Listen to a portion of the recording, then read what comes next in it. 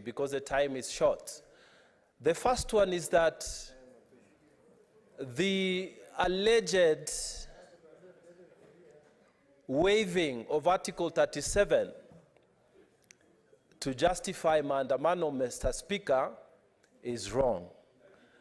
And the reason is that, first of all, Madam Speaker, can I be protected from this walking around because I'm not focusing? Honorable Senators, please let's have order. Yeah, even the mover of the Can ocean. you resume your seats, Honorable Senators? We want to have an intellectual discussion. Madam Speaker, I want to make this point. They have waived Article 37, but they don't read that there is Article 39, which prescribes the freedom of movement. They don't read that there is Article 40, which prescribes protection of property. They don't read that there's Article 26, which gives the right to life. So, Madam Speaker, I was insisting that if we are going to talk about the Constitution, let us talk about the whole of that Constitution. Article 37 is not superior to the other articles. That's my first point.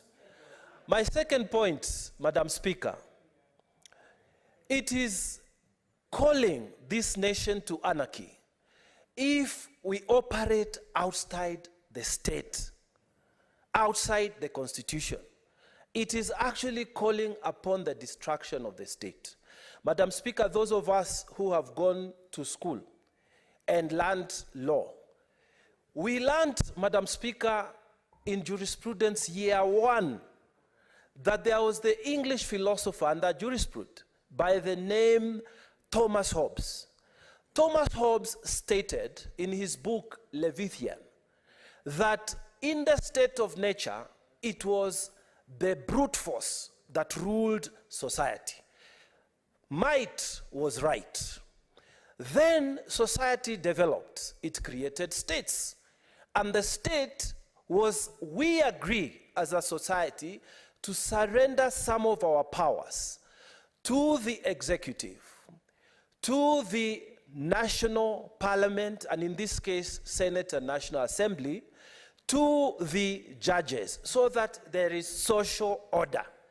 We agreed as a state that this is where we will rule, this is where we will make laws, this is where, if issues arise, we will seek interpretation of those laws.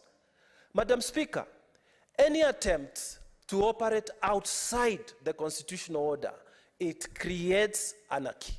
Madam Speaker, I want to tell our leaders who are in the opposition that when you move out of the state, agreed state structure, which we have put in the Constitution, agreed that when we have a problem, we shall go to the judges, that when you want to create law, we shall go to the House of Laws, that when you want to execute, we shall go to the powers that is executive.